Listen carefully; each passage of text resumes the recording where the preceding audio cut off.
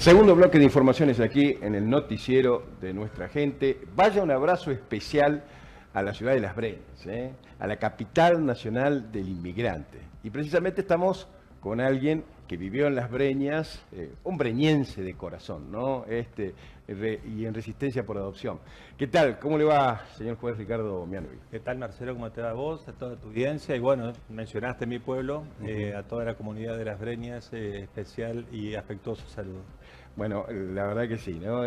Muchos temas hay para hablar de la justicia estos días, pero bueno, estamos lejos todavía de las elecciones nacionales, pasaron las provinciales, pero se sigue hablando de esta necesidad de incorporación de los dos integrantes que restan del Superior Tribunal o de la Suprema Corte de Justicia de la Nación, que hoy tiene 3 integrantes, ¿no? Y la pregunta es ¿legal y legítimo, o legal pero no legítimo, que el presidente de la Nación nomine a los próximos representantes de la Corte Suprema? Sí, es lo legal, es lo legítimo que sea el presidente quien proponga quienes van a cubrir las vacantes del máximo tribunal de justicia del país, con obviamente la venia o el acuerdo del Senado, como establece los procedimientos de la Constitución Nacional.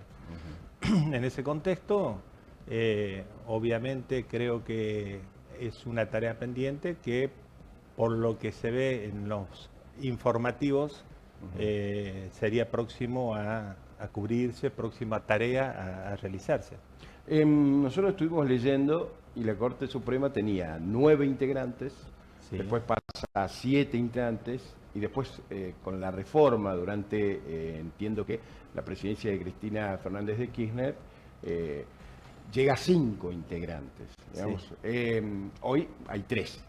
¿No? Se necesitan 2 para tener esa formalidad, esos 5 integrantes. La pregunta es, ¿siempre fueron números impares? Digo, sí.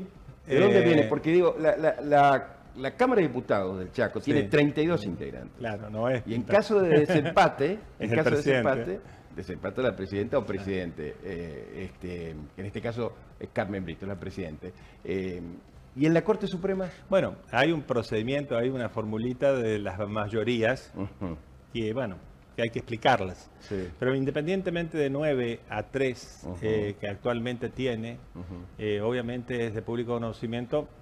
No, me remoto a tu anterior pregunta, respuesta de que son 5 la composición de la Corte, que actualmente, al ver 2 vacantes, son 3. Entiendo que igualmente es una Corte que está funcionando bien, es una Corte que desde el punto de vista de la institución que representa, porque tanto los jueces, la justicia en general, los tribunales del país y máxime la Corte Suprema de Justicia, es una institución que brinda un servicio público, los cuales nosotros como jueces debemos ser obreros y trabajar en ese sentido. Si uno analiza desde el punto de vista de la realidad, es que está funcionando y está funcionando correctamente con 3. Por supuesto, más allá de que uno desconoce el funcionamiento a diario de la Corte, supongo que debe ser una Corte con mucho diálogo para acercar posiciones y mantener continuamente una línea jurisprudencial. Ahora, lo ideal desde el punto de vista institucional es que se componga con los 5, los 2 que están faltando. Que es como en Chaco, le aclaramos a la gente por ahí que no sabe, porque por ahí escucha el Tribunal de Chaco. El Tribunal de Chaco tiene 5 integrantes que está presidido por Emilia Valle, justamente. Exactamente.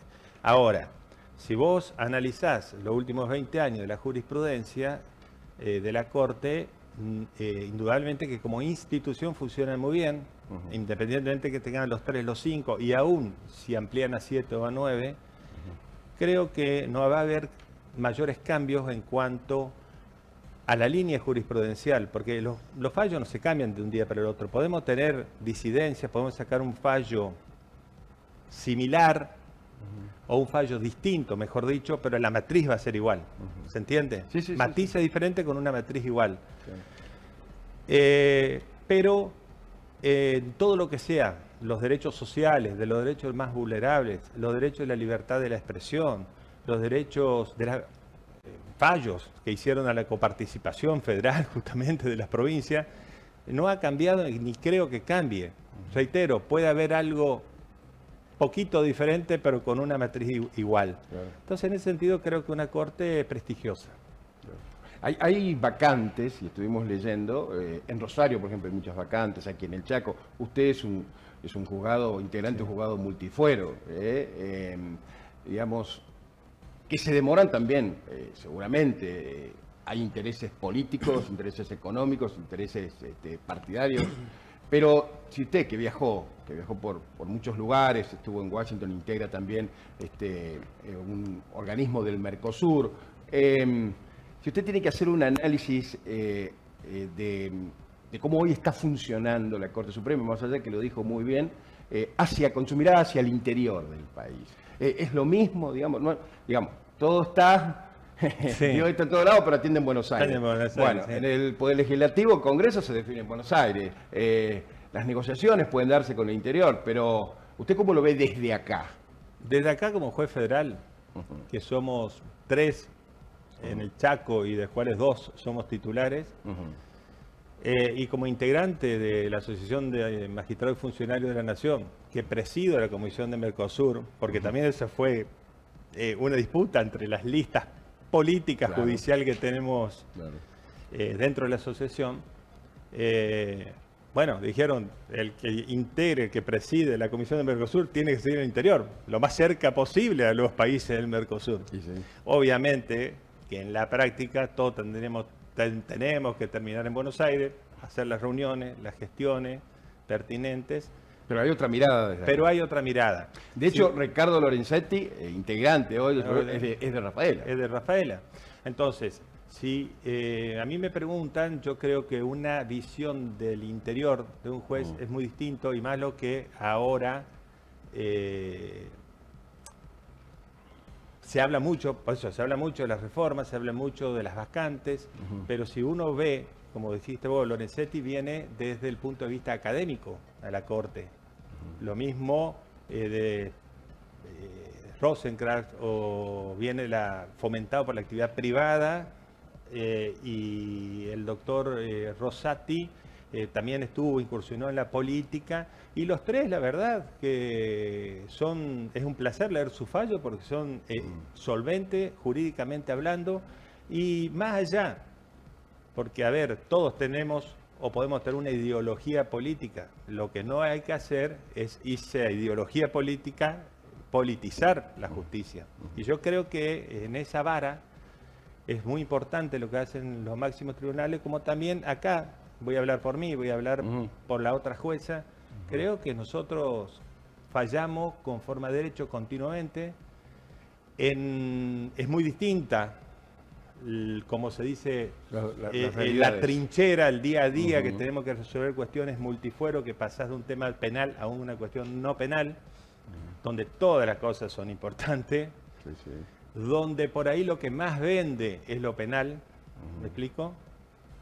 Donde todo se preocupa en lo penal, pero yo como juez, todo es importante. Yo no le puedo decir a doña Rosa, a don Tito, tu caso no es importante cuando está reclamando un amparo para salud, el medicamento para su hijo, porque estoy abocado a esta causa penal. O una tenencia de un hijo. Bueno, eso no es mi fuero, pero sí un tema de salud importante, de una vacuna. Entonces, vos tenés 48 horas para resolver una medida cautelar. Muchas veces tenés que evaluar si un medicamento que te piden está homologado por AMAT, si va a hacer efecto o no va a hacer efecto. Estamos hablando de casos importantes que hubo en la provincia, donde también tenés que evaluar el impacto económico que produce a la obra social, escuchar el informe médico, y si es insuficiente, pedir de urgencia un informe de médicos, peritos, para eso son auxiliares de la justicia, porque uno es juez, pero no es médico ni es contador, o sea, tenés que tener un informe técnico porque nosotros, y eso es lo que por ahí muchas veces no se entiende, o la gente no entiende y no tiene por qué entenderlo, pero sí, los que estamos en la justicia tenemos que ser serios y cautos, es que las disputas menores que podemos tener dentro de lo que hace a la justicia, no podemos trasladarlo al pueblo. Nosotros, toda persona, si no, no serías persona, tenemos inseguridades. Sí, sí, ¿O no? Sí, absolutamente. Somos personas. Absolutamente. Fortalezas Entonces, y debilidades. Fortalezas y debilidades, pero uno tiene que mostrar una templanza, una fortaleza, actuar conforme a derecho, y las disputas menores tienen que estar guardadas, no podemos salir a ventilar las disputas Aparte menores. el tiempo que cuesta eso. Y el tiempo y el desgaste que te genera. Sí. Entonces yo creo que a la sociedad nosotros tenemos que brindar una información clara, precisa de lo que trabajás, lo que haces, porque en definitiva somos servidores públicos. Nunca tenemos que perdernos eso. Sí, sí. Hoy mi cargo, está bien, es vitalicio, pero sigue siendo circunstancial. Totalmente de acuerdo. ¿Sí Totalmente de o acuerdo. no? Usted también tiene entes de contralor. Tengo ente del Contralor y tampoco voy a estar toda la vida. Sí, sí, sí, sí. Entonces, está bien, la Constitución me dice que es vitalicio hasta que me jubile, perfecto. Pero es circunstancial, ¿cuánto me queda para jubilarme? Sí, sí. El Papa también era vitalicio y renunció. Y renunció. El antiguo Papa, antiguo. Benedicto. Sí, sí, sí. ¿Se entiende? Entonces yo creo que tenemos que... el rol del juez, porque uno decide la vida, la salud, la libertad de las personas, Sí, sí. y en ese rol, y reitero, tenés, en mi caso, que soy primera instancia, tenés 24, 48 horas para resolverlo, Sí, sí, sí. lo cual tenés que tener intuición, capacidad técnica, capacidad de antecedente, mucha lectura rápida, y cerebro que ahí esté de la cámara, Sí, sí. porque los fallos deben ser revisados. Por Sí, sí. supuesto, ya lo analizan con otra profundidad, otra tranquilidad a lo que tenemos nosotros en la primera Claro, instancia, claro, a hay la más tiempo. trinchera. ¿Los fiscales tienen más tiempo que ustedes? No sé. Por ahí, por algunos, discúlpenme, esta es Sí. una pregunta personal, porque por ahí uno ve algunos planteos que se hacen, y sin dar nombres, porque no tengo necesidad, no solo acá, Salta, Misiones, Córdoba, y por ahí es como que se nota el chicaneo, digamos, y después cuando se define una situación, te das cuenta que se perdió 6 meses, 8 meses, y que hay muchas personas y muchas familias que dependen de eso. A ver, yo en lo personal, soy juez multifuero.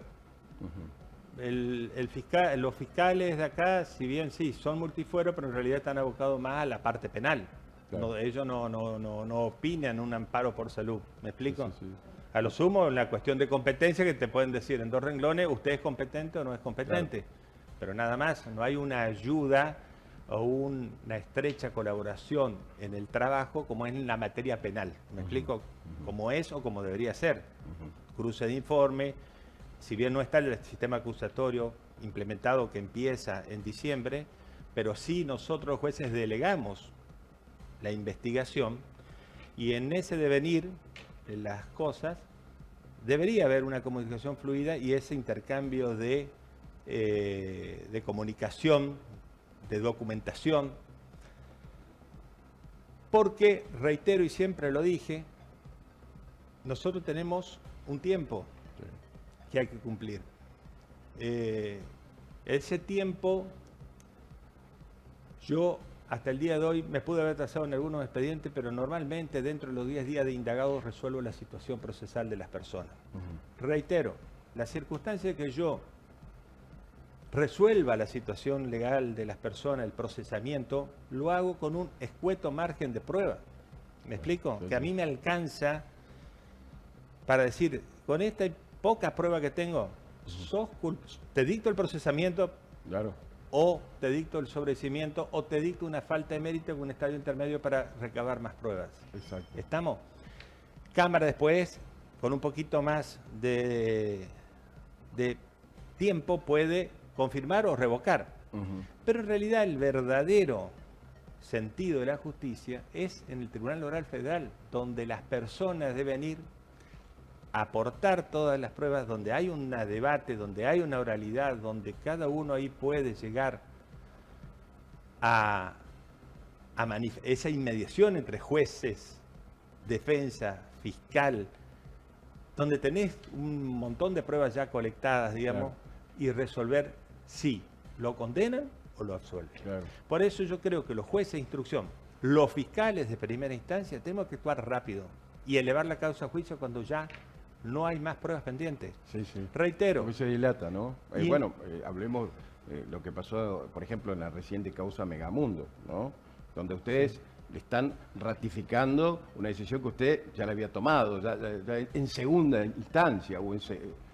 Exacto. A ver, Megamundo fue una causa que yo me designé el 15 de diciembre de 2020 como juez. O sea, una causa que venía del 2018 con una falta de mérito dictada por la Cámara Federal de La Plata. Ya en ese año. O sea, yo asumo, viene la causa por una incompetencia, se radica en el juzgado federal número 2, que en ese momento estaba a cargo del juez Bosch, como subrogante, actual camarista del TOF, digamos. Sí, sí. Entrás a recopilar el expediente y ves que faltaba la producción de pruebas contables, por ejemplo, ofrecidas por la parte. Se hace la prueba contable, la realiza la presidenta del cuerpo de peritos de la Corte Suprema de Justicia de la Nación. O sea, máxima autoridad. Por una cuestión de tecnicismo, cuando pongo a disposición aparte, es apelada por el Ministerio Público.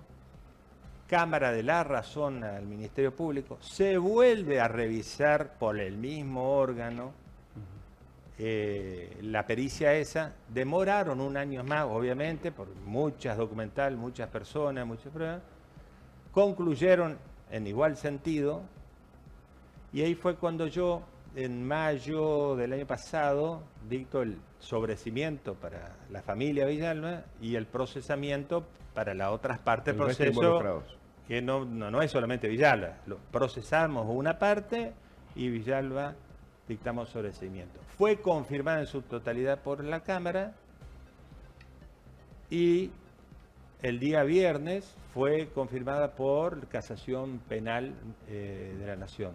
A ver, uno actúa conforme a derecho, no en forma caprichosa, y reitero, me basé en 2 pruebas contundentes que lo hizo el máximo... Que es la justificación de poder sostener el capital que estaba cuestionado. Exactamente. Entonces, a ver, independientemente de cada causa, porque la verdad que si tenemos que entrar a nombrar o no la causa... Esta es la que tuvo más impacto mediático. Mediático, sí, puede ser. Pero, a ver, reitero, todas las causas son importantes. El otro día en el marco de un curso organizado acá por el narcotráfico, el Ministerio de Seguridad de la Nación, provincia, que a mí me tocó junto con la doctora Alcalá y el doctor Morán y la doctora Chapresto de la provincia, cerrar el bloque.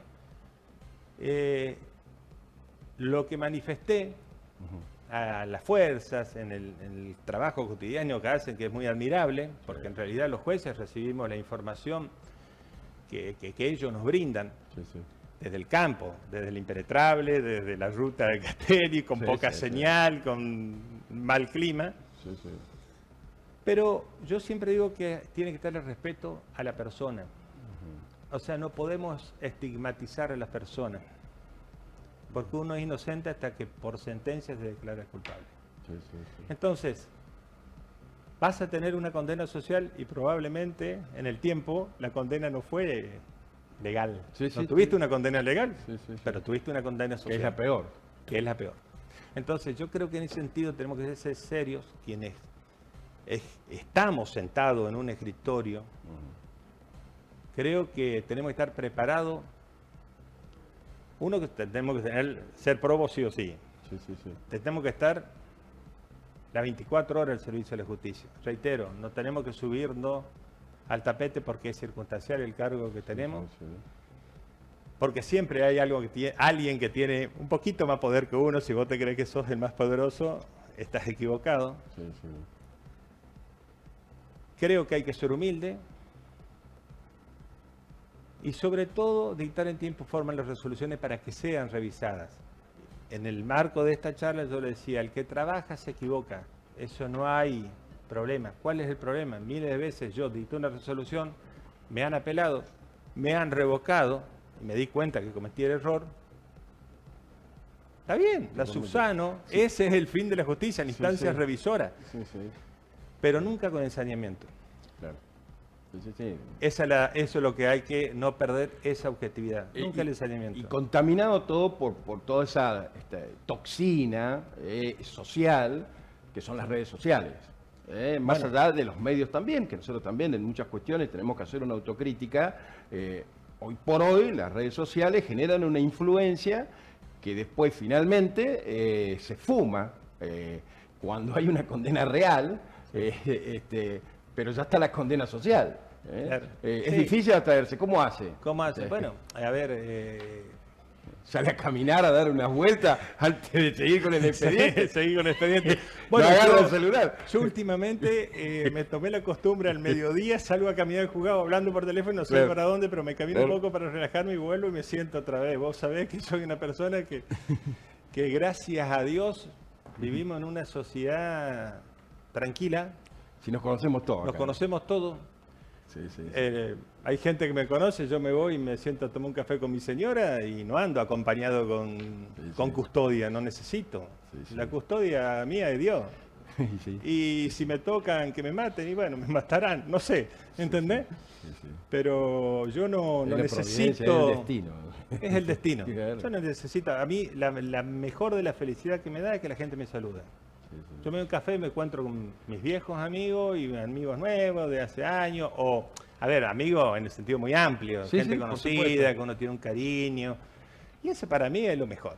Además, después lo vamos a preguntar en otra entrevista, pero un excelente jugador de básquet. Bueno, Excelente jugador de- no de- sé, de habría que básquet. preguntarle a mis No, pero amigos. pasó por varios clubes. Hindú Club, uno de ellos también. En mi último club fue Hindú. Hindú. Sí, sí. excelentes amigos. El que te dejen y todavía algunos los recuerdo y los encuentro porque algunos trabajan en comercio de resistencia. No voy a dar un nombre, pero sí en comercio sí. de resistencia.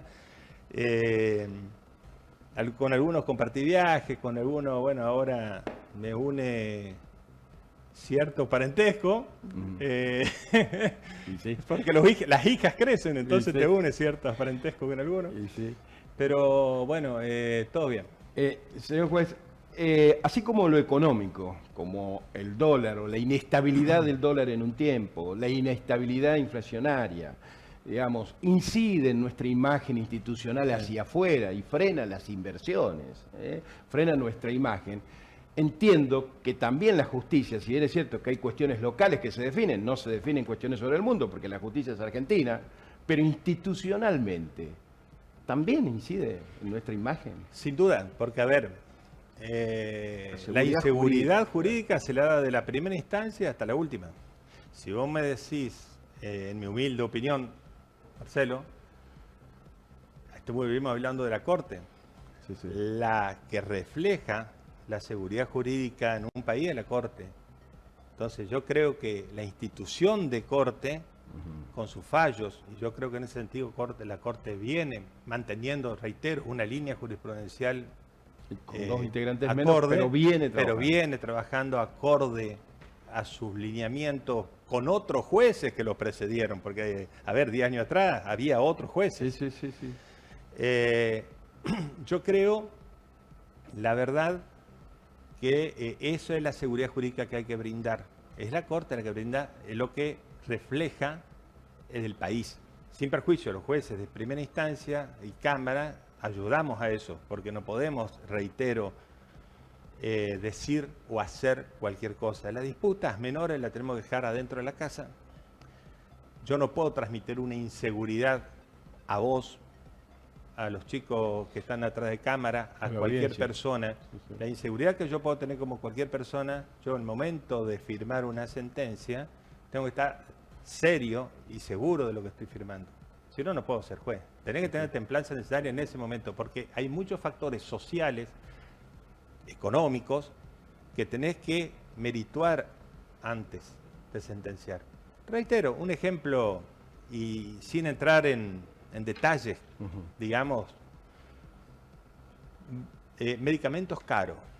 En una situación de un país medio financieramente inestable, podés fundir una obra social.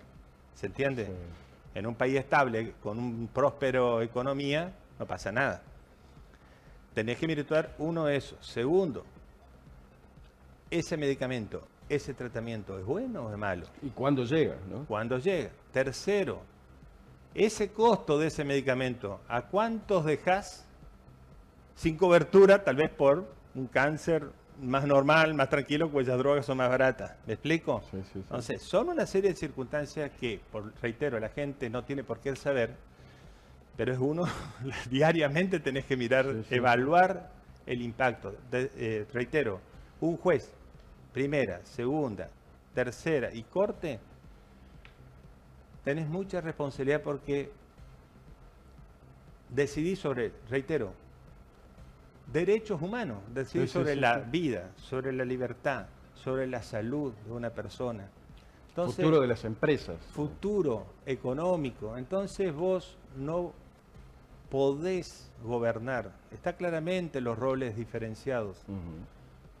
El poder legislativo legisla, crea las normas, ejecutivo va a gestionar y los judiciales tenemos que controlar que lo esté todo dentro del marco de la legalidad, que no sea anticonstitucional, anticonvencional. Absolutamente. Entonces, a ver, si ampliamos o no la Corte será objeto de estudio del Congreso. ¿Me explico? Sí, ellos tienen la última palabra. Claro. En mi opinión, creo que sería beneficioso llevarlo otra vez a 7 o 9 porque también funcionó, porque también desconcentraría el poder. A ver, al tener más ministros, también tenés más personas que pueden decidir Más con punto de otra vista. mirada que podés traer de... A ver, porque ahora ninguno de los jueces viene de carrera judicial. Anteriormente, una de las, creo que la doctora Nolasco, era de la justicia nacional, no de la justicia federal. Entonces, todos tenemos una mirada diferente. Sí, sí. Entonces, yo creo que no vendría mal, será el Congreso, en un debate serio, Sí, sí, sí. senadores, diputados, que meritúen sí o no conveniente eso. Sí, sí. Le hago una última pregunta y que tiene que ver con lo que nos pasó hace unos años, que es la pandemia y la tecnología que se instaló para esas audiencias virtuales. En este caso, la tecnología hoy, sin pandemia, ¿ayuda a la rapidez de todos los expedientes? Totalmente. Y además hay un ahorro también, ¿no? Hay un ahorro, a ver. Un ahorro económico muy importante. Como vos dijiste hace porque un el rato, traslado. todo es buena, la tecnología es siempre buena y tiene la parte mala. Claro. A ver, nuestra edad era bueno jugar a la pelota, jugar a la bolita Sí, sí, sí. y estar todo el día en la calle. Sí, No, sí, sí, no sí. teníamos y el teléfono fijo. Si no, no Los del salía interior. jugador de básquet usted. Si no, no hubiese sido jugador, pseudo jugador de básquet. Obviamente uno tiene hijos y ya sabes que la pantallita está continuamente y nosotros ya tenemos 53 años, estamos con la pantallita continuamente porque lo utilizás para trabajar o para leer Sí, noticias o para estar continuamente relacionado. Si lo utilizás bien, las nuevas tecnologías son fantásticas. Te respondo lo del Poder Judicial. Cuando yo ingresé, me entero que el programa Lex100 que utilizamos nosotros en el juzgado ya existía. No estaba, o sea, no sé por qué no usaban, pero existía. De hecho, que muy rápidamente Se implementó. se implementó y funciona bien. Por supuesto, hay días que por la conectividad, porque el internet se colgó, porque una fibra óptica se Sí, cortó, puede haber algún inconveniente. Pero lo cierto, y siempre va a haber pros y contras, Sí. ya casi no hay estudio jurídico. Es Porque muy la cierto. gente trabaja, cierto. los colegas yo veo que trabajan desde su casa, cargan lo escrito y tal vez al cliente lo ven en un café. Sí, Ya sí. el clásico estudio jurídico Es queda en cierto. algunos, pero ha cambiado la forma de Sí. trabajo. Para nosotros mismos, yo me puedo ir a una reunión a Buenos Aires, pero sigo en actividad, sigo conectado y desde el celular puedo estar firmándote un expediente. Sí, sí, sí, sí, sí. Que lo malo, que no está regulado, porque antes llegaba a las 1 de la tarde, cerraban el juzgado y no se presentaba ningún escrito. Ahora los escritos entran a las 2 de la tarde, 3 de la tarde, 7 de la tarde, cuando vos decís te enteraste que hay una libertad de una persona y vos no esperás hasta el otro día. Bueno, eso es algo que se discute Claro. y que todavía, digamos, hay un Hay un gris, vacío ahí, sí. porque vos lo estás viendo a la 10 de la noche, y sí, pero no podés tener un empleado las 24 horas del día controlando tu bandeja de entrada, ¿me Sí, sí, explico? sí, sí, sí. Entonces, porque los escritos ahí ingresan igual. Sí, sí, Pero bueno, en términos generales creo que la nueva tecnología es muy buena. claro. Entiendo que tiene sus contras, por supuesto. Entiendo que las redes sociales mal utilizadas son muy peligrosas. Yo no uso ni sé. Una vez creo que me bajaron Instagram, no sé, era 6 años antes, y la verdad que no. Duró un minuto. Nada, duró un minuto y desconecté todo porque no tengo nada. ¿Cómo hace después para leer? Aparte, lo que menos puedo hacer yo como juez es cargar cosas de... Sí. Porque aparte, la verdad que siempre me considero yo que voy a cargar una foto mía porque lindo no soy. ¿A quién le importa que yo cargue una foto? Sí, ¿Me explico? O sea, Sí. la verdad que cosa que yo en ese sentido no Sí. respeto porque tengo familiares que lo hacen, pero yo no lo haría, no le encuentro tampoco. el sentido. En lo personal tampoco lo tengo. Señor juez, le agradecemos su visita. La verdad que nos da una expectativa de lo que puede pasar en Argentina, porque todo el día se habla, hasta como lo dijo Lorenzetti, esto lo digo yo, parece una disputa de vecinos, sumar integrantes al superior o la Suprema Corte de Justicia, que es el máximo organismo judicial de nuestro país. Muchas gracias. Muy atento a vos, a todo tu equipo de producción y bueno, siempre dispuesto a concurrir a este canal y que tengan buen día a todos y a toda la audiencia. Muchas gracias. Gracias. El juez Ricardo Mianovich con nosotros, oriundo de Las Breñas, aquí en Resistencia. Queríamos hablar sobre todo esto después de las elecciones, que ya tienen su resultado del día domingo y donde la gente se expresó.